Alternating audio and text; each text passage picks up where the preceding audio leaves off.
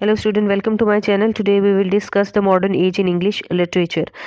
सबसे पहले मैं आपको बताना चाहूँगी it was the time of the late 19th century and the earlier 20th century. ये वो टाइम पीरियड था जब फर्स्ट वर्ल्ड वार हो चुकी थी, सेकंड वर्ल्ड वार हो चुकी थी, जो यूरोप था lost their young generations and the role of the women also changed. अब जो वीमेन थे वो उन्हें they have to work out और उसके साथ साथ they had to take care of their families. ये वो टाइम था जब ह्यूमन की साइकी बहुत ज़्यादा इफेक्ट हुई। Human beings are moving towards the disillusionment, isolation, alienation के जो एलिमेंट्स थे ह्यूमन बींग्स के अंदर क्रिएट होना शुरू हो गए। The modern man was the therapy cult.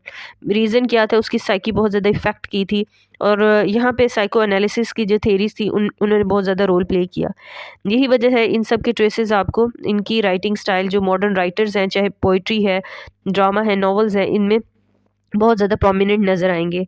अब human beings they became the therapy cult, they were taking the drugs to release their tension, depression, anxiety और इस किस्म के जो डिफरेंट फोबियाज थे उनसे लड़ने के लिए they have to take the temporary escape. अब यहाँ पे एक चीज़ और मेंशन कर दूँ, ह्यूमन बींग्स का जो रिलेशनशिप था अपनी ही कम्युनिटी के साथ वीक हो गया। बिकॉज एक विक्टोरियन एज में चूँकि इंडस्ट्रियलाइजेशन स्टार्ट हो चुकी थी और जो है इंग्लैंड था, they were getting the more and more wealth through the industrialization. लेकिन उसका डिसएडवांटेज ये हुआ कि लोग थे, they were migrated from rural areas to the urban areas. तो वहाँ पे जॉब अपॉर्चुनिटीज़ की तलाश में उन्होंने अपॉर्चुनिटीज़ तो गेट कर ली, but it made them so much isolated. और इसका रीज़न ये था कि अब लोगों के पास अपनी ही फैमिलीज़ के लिए टाइम ना था, फैमिली बॉन्डिंग वीक हो चुकी थी। शेयरिंग की एक जो कहते हैं ना, शेयरिंग और केयरिंग वाले जो एलिमेंट्स थे ह्यूमन पर्सनालिटी के अंदर, जो ह्यूमन फैमिलीज़ थी, मतलब कि मॉडर्न मैन की जो फैमिलीज़ के अंदर एक बॉन्डिंग थी वो बहुत ज़्यादा वीक हो चुकी थी। और मुख्तलिफ जो रिलीजन थे जैसे कि क्रिश्चियनिटी है, ये इस्लाम, या मुख्तलिफ हिंदुज़म, हमेशा जो रिलीजन होता है is a source of motivation for the human being. Light होता है, स्पिरिट होता है ह्यूमन बींग्स का, जो आपकी डिसअल्यूजनमेंट और जो डिसअपॉइंटमेंट का टाइम होता है उसमें वो हेल्प आउट कर रहा होता है आपको मोटिवेट करने के लिए और आपको पॉजिटिव एटीट्यूड अडॉप्ट करने में। लेकिन ये वो टाइम था, they lost the trust on everyone. फिर इंग्लैंड के अंदर वुमेन को वोट और एजुकेशन का राइट भी हासिल ना था। इवन के जो यूनिवर्सिटी एजुकेशन थी, it was the dream for them. So वहाँ बहुत सी मूवमेंट्स का आगाज़ हो गया। जो फेमिनिस्टिक पॉइंट ऑफ व्यू से मुख्तलिफ जो राइटर्स, फीमेल राइटर्स थे, उन्होंने स्ट्रगल का आगाज़ किया वेव 1, वेव 2, वेव 3 के नेम से। एलन शवाल्टर थी, वर्जीनिया वुल्फ जैसे ग्रेट नेम थे, और इसी तरीके से क्रिस्टीना और इस तरह के नेम जिन्होंने जो फेमिनिस्टिक मॉडल और फेमिनिस्ट जो मूवमेंट थी उनको मज़ीद फ्लॉरिश किया। इसके बाद अगर हम जॉनरास की तरफ जाएं तो हम देखेंगे कि उनके जो राइटिंग स्टाइल हैं, स्पेशली अगर हम पोइट्स की बात करें, तो ये वो टाइम है जब मॉडर्न मैन जो था अपनी राइटिंग स्टाइल में उन सारे एलिमेंट्स को अपने टाइम पीरियड को डिपिक्ट कर रहे हैं। इसमें सबसे फेमस नाम जो है वो अज़रा पाउंड का है, जिन्होंने फ्यू वर्ड्स का इस्तेमाल किया और फ्यू वर्ड्स के ही थ्रू उन्होंने जो मुख्तलिफ इमेजिज़म और इमेजेस क्रिएट करके एक नया कॉन्सेप्ट डेवलप किया। दैट्स वाई अज़रा पाउंड को फादर ऑफ इमेजिज़म कहा जाता है। और इनकी जो फेमस पोम्स हैं वो in a station of metro a girl बहुत ज़्यादा फेमस है। यहाँ पे टी.एस. एलियट का नाम बहुत ज़्यादा फेमस है because the hollow man, a love song of the Prufrock, और इसी तरह द वेस्टलैंड, उनके शहरी आफाक जो थी नज़में थी जिनमें उन्होंने आउटस्टैंडिंग वर्क का डिस्प्ले किया, मॉडर्न मैन की प्रॉब्लम्स, उनकी साइकी को डिपिक्ट किया, उनकी जो सोशल इश्यूज़ हैं उनको डिपिक्ट किया कि human beings are therapy cult and they are neurotic और दे आर आइसोलेटेड, और इवन कि उन्होंने अपने फैमिली से दूरी क्रिएट कर दी है और इसकी वजह से वो डिप्रेशन और एंग्जाइटी का शिकार हो गया है। तो अब उसके लिए जो जो कहते हैं ना हैप्पीनेस का जो मीनिंग है वो चेंज हो चुका है। ठीक है, अब जो मॉडर्न मैन किस किस तरह से जो है इररियलिस्टिक चीज़ें कर रहा है। और बेसिकली अगर आप मॉडर्न राइटर्स को देखें, जो पोइट्स हैं, नॉवलिस्ट हैं, प्ले राइटर हैं, वो सब के सब जो हैं रियलिज्म को डिपिक्ट कर रहे हैं, मॉडर्न मैन की प्रॉब्लम्स को डिपिक्ट कर रहे हैं। कुछ ऐसे राइटर्स थे जिन्होंने वॉर से रेलिवेंट जो है पॉलिटिकल इश्यूज को एड्रेस किया, जिसमें W.H. ऑटन का फेमस नेम है, जिन्होंने 1935 सितंबर जो थी पोम लिखी इसी तरह अननाउन सिटीजन के नेम से, कि मॉडर्न मैन किस तरह they are below the numbers. अब मॉडर्न मैन की जो आइडेंटिफिकेशन है वो नंबर से की जा रही है, और this was the time of machines. Human beings are spending their life just like a machines, और एक मैकेनिकल लाइफ है। They have to walk up early in the morning, they have to go for the job, and after that, और उनके पास they have not any time for their own self, अपनी families के लिए भी time नहीं है। ठीक है। और जो डेमोक्रेसी के जो मीनिंग है, जो इवन के डेवलप कंट्रीज जैसे USA है, उनके लिए भी डिफरेंट है। वो डेमोक्रेसी के मीनिंग्स के अंदर किस तरीके से जो सब्जेक्ट है आम लोगों को, जो कॉमन मैन की प्राइवेसी को किस तरह अफेक्ट करते हैं, सर्विलेंस का बहुत ज़्यादा इम्पैक्ट क्रिएट हुआ। और इस तरह जो विलियम बटलर यीट्स है, उन्होंने एक और जो सेकंड कमिंग के थ्रू और अमंग द स्कूल चिल्ड्रन के थ्रू जो मॉडर्न मैन के इश्यूज को उसको एड्रेस किया, जिसमें उन्होंने बताया कि किस तरीके से फर्स्ट वर्ल्ड वार के बाद जब द पीपल वर होपिंग के जीसस क्राइस्ट आएंगे, होप होगी, क्रिएट होगी, लेकिन ऐसा नहीं हुआ, बल्कि सेकेंड वर्ल्ड वार का जो है जो सिम्टम्स थे वो जीसस क्राइस्ट के नहीं थे, वो basically they were the symbols of the second world war. और ह्यूमन बींग्स की एक तरह से के अमंग द स्कूल चिल्ड्रन में उन्होंने बताया कि जिस तरह यूथ और ओल्ड एज है, इसी तरह डेथ, ये सारे एलिमेंट्स हैं ह्यूमन बीइंग की लाइफ का इंटीग्रल पार्ट है। अब इसे सेपरेट नहीं कर सकते। एवरी ह्यूमन बीइंग जो है they have to enjoy the childhood, then youth, और फिर अडल्ट एज में जाना पड़ता है। ये सारे उसके बाद डेथ का सामना करना पड़ता है। और दुनिया में कोई भी ऐसी चीज़ नहीं है without any hard work, without any suffering जो है, because human suffering are inseparable part of the human beings. अब उनकी लाइफ से आप सफरिंग को अलग ही नहीं कर सकते। इसी तरह टेड ह्यूज थे, he is also called as the poet of animal, animals का कहा जाता है। और इसी वजह से उन्होंने अपनी जो पोम्स थी उनके अंदर, जैसे द थॉट फॉक्स है दैट मॉर्निंग में, मुख्तलिफ एनिमल्स का इस्तेमाल किया, सी एनिमल्स का इस्तेमाल किया। जैसे थॉट फॉक्स में फॉक्स जो डिपिक्ट कर रही है राइटिंग स्टाइल, और जो एक राइटर की जो वे ऑफ क्रिएशन है, इमेजिनेशन, उसको डिपिक्ट कर रही है। और टेड ह्यूज ने ही try to relate the relationship between the human beings and the nature, किस तरीके से जो अपनी जो कमियां और जो प्रॉब्लम्स हैं उनको ओवरकम उसी सूरत में कर सकता है, अगर human beings will try to connect with the nature, because nature is always the source of comfort, peace and solace, and also it's a source of serenity है ह्यूमन बींग की, जैसे कि विलियम वर्ड्सवर्थ भी कहते थे। और अगर हम दैट मॉर्निंग में, तो उन्हें सी एनिमल जो थी उसमें सैल्मन फिश के हवाले से एक ब्यूटीफुल जो पोम थी वो लिखी थी, कि किस तरीके से इंसान की इमेजिनेशंस जो होती हैं, द जिस तरह प्लेटो कहता है, the beauty lies in the eyes of the beholder.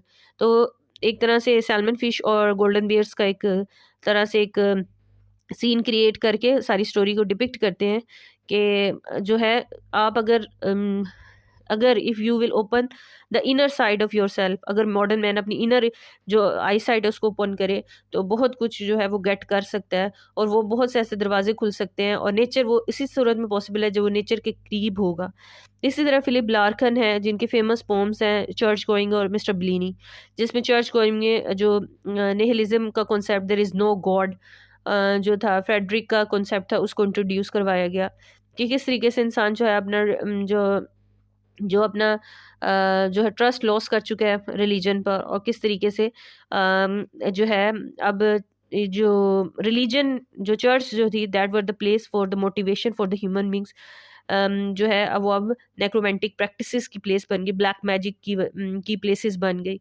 और किस तरीके से हमने जो है पार्चमेंट्स और होली स्टोन्स और डिफरेंट जो थिंग्स हैं, अब वो सिर्फ they are just like a museum, एक ऐसा म्यूजियम जहाँ we can go over there and we can visit these things. इसी तरह मिस्टर ब्लिनी है, एक ऐसा पर्सन है, ड्रामेटिक मोनोलॉग, जिसके थ्रू वो एक कन्वर्सेशनल स्टाइल में समटाइम वो पूछ रहे होते हैं कि किस तरीके से मॉडर्न मैन अपने अपने प्रॉब्लम्स का शिकार है, एलियनेशन और आइसोलेशन का शिकार है, और साथ साथ जो है अपनी फैमिली, अपने रिलेटिव से, अपने ब्लड रिलेशन से फार अवे होने की वजह से बहुत ज़्यादा एंग्जाइटी, डिप्रेशन का शिकार है। और किस किस तरह से वो उसके लिए जो मीनिंग्स हैं हर चीज़ के वो चेंज हो चुके हैं। और इसी तरीके से उसका जो टेस्ट और जो है वेदर बुक्स और लिटरेचर के हवाले से भी वो भी डाउनफॉल का शिकार है। अगर हम इसी तरह मॉडर्न नॉवेलिस्ट की तरफ जाएं तो उनमें आउट क्लास जो एक नॉवल था, हार्ट ऑफ द डार्कनेस है, जोसेफ कॉनराइट थे, जिन्होंने ह्यूमन कर्ट्स के थ्रू, एक प्रोटैगनिस्ट के थ्रू, कि ह्यूमन साइकी जब इंसान ग्रीड और चाह रहा होता है, तो although they have out class qualities, like he was a musician and he was a painter, लेकिन उसके बावजूद जो ग्रीड थी पावर की, उसने उसने ह्यूमन बींग्स को उनके below the level of the human beings ले गई। और जिसमें उन्होंने इम्पीरियलिज्म और जो वाइट सेटलर्स थे अफ्रीका के अंदर, किस तरीके से उन्होंने इन ह्यूमन ट्रीटमेंट किया, कंसिडर देम सेवेजेस और स्लेव्स की तरह। Even they didn't write the word human beings for the human beings, African जो नेग्रो लोग्स थे उनके लिए भी, ब्लैक फॉर्म्स के लिए। A passage to the India by M Forster, जो पॉलिटिकल सोशल कंडीशन को डिपिक्ट कर रहा है, सब कॉन्टिनेंट जो एक पार्ट था, कॉलोनी था ब्रिटिशर्स का। और उसके बाद जो है किस तरीके से जो था वो लोग इत्तेसाल करते थे अपनी कॉलोनीज में, किस तरीके से ह्यूमन बींग्स का ट्रीटमेंट को, लैंग्वेज को, उनको just they were considering like a slave, like Pakistani and Indian people. इसी तरीके से to the lighthouse by the Virginia Woolf, जिसमें वर्जीनिया ने फेमिनिस्टिक एलिमेंट्स को भी डिपिक्ट किया है। द वुमेन, एक जहाँ कन्वर्सेशन में कहते हैं women can't write and can't paint, depict करती हैं कि किस तरीके से जो फेमिनिस्टिक एलिमेंट्स को हमारी सोसाइटी के अंदर वुमेन का कैसे किस इस तरह से इत्तेसाल किया जाता है, और जो उसको फ्रीडम और लिबर्टी हासिल होनी चाहिए वो नहीं है। उसके अलावा उन्होंने जो टेक्निक अडॉप्ट की वो स्ट्रीम ऑफ कॉन्शियसनेस की थी। अब जो है स्ट्रीम ऑफ कॉन्शियसनेस ऐसी मतलब ऐसी टेक्निक होती है जिसके थ्रू आप फ्लैशबैक्स और इमेजेस के थ्रू जो है बात कर रहे होते हैं। Sometime you will go in the childhood, और उसके बाद फिर दोबारा एक जो है फ्लैशबैक की तरह लाइफ जो है वो एग्जिस्ट कर रही होती है। फिर इसी तरह a portrait of the artist as the young man by the James Joyce का जो फेमस वर्क है उसको उन्होंने लिखा, जिसमें James Joyce was the first person जिन्होंने स्ट्रीम ऑफ कॉन्शियसनेस टेक्निक को नॉवेल्स में इंट्रोड्यूस करवाया। इसी तरह Lord of Flies by the William Golding का था, जिसमें उन्होंने वॉर्स का इफेक्ट किया है कि अगर ह्यूमन साइकी, अगर ह्यूमन बींग्स को बीस्ट के साथ रखा जाए तो वो किस तरीके से जो है अडॉप्शन इख्तियार करते हैं और किस तरीके से अपने सर्वाइवल के लिए बीस्ट भी बन जाते हैं। इसी तरह मॉडर्न प्ले राइट्स के हवाले से अगर देखें तो सबसे इम्पोर्टेंट नेम जो है सैमुअल बेकेट का है, जिसने वेटिंग फॉर द गोडो लिखा, जिसमें उन्होंने निहिलिज्म को फोकस किया, एग्जिस्टेंशियलिज्म को फोकस किया कि human beings are born without asking to born and they will die without seeking to die. और इसी तरीके से ह्यूमन बीइंग्स जो थे they are in a such situation कि गुड डीड्स का उनको रिवार्ड नहीं मिलता, और जो बैड डीड्स होते हैं उनको पनिशमेंट नहीं दी जाती।